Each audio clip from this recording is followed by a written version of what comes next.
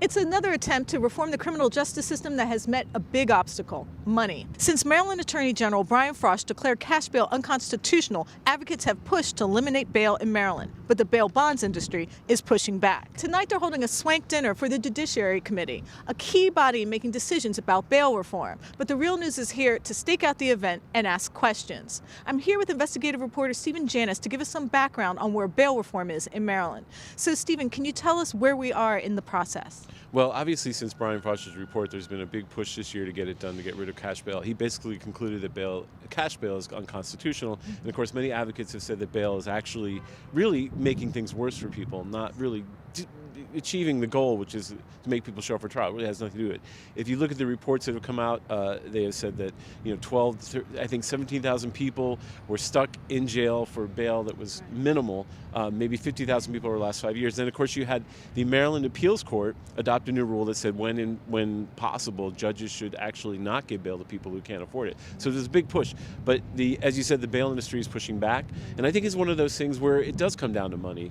There is a perception that money equals safety. And I think that's one of the things that people are trying to dispel about bail. Bail doesn't make you safer to make keeping people in prison who are not guilty or haven't had a trial. And I think that's where the big pivot comes, because we always kind of think that the more money we spend, the safer we are. And I think that's what the bail bonds have been arguing. So we're going to talk to some people, hopefully, from the bail bond industry, some advocates who are saying we should change the law. So, they've been trying to do bail reform for a couple of years. Now, we didn't really know why it wasn't happening, but then you came up with an incredible report. What did your report show about money and the legislative process in the bail industry? Common Cause Maryland, we always take a look at, who's spending money to lobby. What are the lobbyists doing in Annapolis? Well, last fall, we decided to go one step further and look at some of these industries and how they're also impacting campaigns by making donations to some of our connected legislators, particularly the chairs of the committees that they're in front of. What was fascinating about the bail bonds industry giving was not just the amount of it, which was fairly staggering. We're third in the nation for a state where the bail bonds industry is donating to candidates, to parties, to try to get their position out there. What was also staggering was how much they've increased their giving as this issue's gotten more heat. In the last year, we saw a drastic uptick in donations, even though typically those level of giving waits until the election year itself. So, and this was going to some of the key people, like Bobby Zirkin, right? Some of the key people on the Judiciary Committee, which could block these bills. The giving patterns that we saw certainly prove some truisms that we've always felt were happening in Annapolis, but now we have some numbers to back it up. Number one being that your committee chairs are the ones that benefit the most from the industries that they oversee. Zirkin, the Senate committee chair, 11% of his donations in the last election cycle came from this industry. Valerio, the House Committee Chair, very similar number, right around 13%. So clearly a sizable part of their giving, clearly a targeted effort to build relationships to have an impact. There's a bail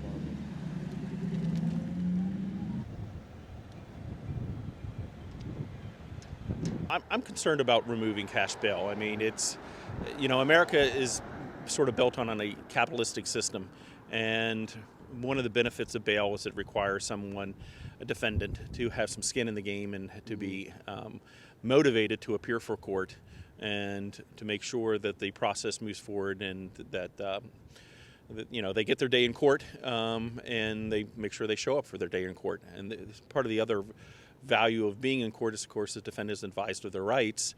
And I'm concerned if we eliminate cash bail, it's going to hamper the system, and actually the judicial system moves slower rather than faster.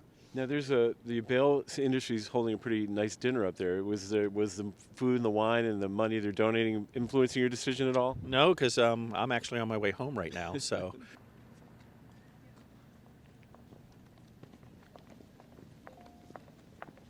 End cash bail! Freedom's not for sale!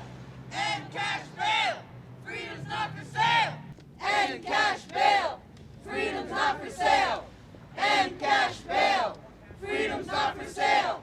What's wrong with cash bail from your perspective? Well, I've actually spent time behind bars for stupid things and wasn't able to raise bail. So I had to spend a whole weekend there and was released Monday morning on my own recognizance because the charges were dropped. But in the meantime, I spent 40 some odd hours there. Where was this? Was it Central Booking? No, this was up in New Hampshire many, many years ago, back before I got sober. But still means a lot. And there's other ways to handle our prison population and our offenders and things without being as unjust as we are. Now, how do you feel about the fact that the bail industry is holding this kind of shindig It's for? ridiculous. I mean, you can't get into that place for less than $70 to $100 a person. 2 members of the Judiciary Committee combined have over $100,000 in campaign contributions from these people. It's obviously the best government money can buy. You think their votes are for sale then? Absolutely. I've been incarcerated, and there were times where I could not raise bail, and also I've seen people that could not raise bail and sat in the jail cell for a month waiting for their trial to come up, and then were found not guilty, or released, or charged or dropped. So they sat there. A month of their life was taken away for nothing. So we're seeing, is this democracy in progress when we're seeing people here getting wined and dined when they're going to make a decision on people's lives and freedom?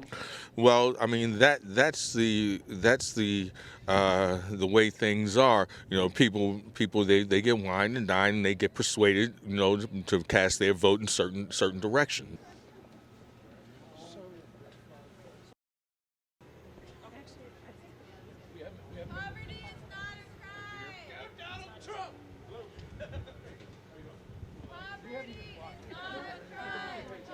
This is Tara Graham and Stephen Janis reporting for the Real News Network in Annapolis, Maryland.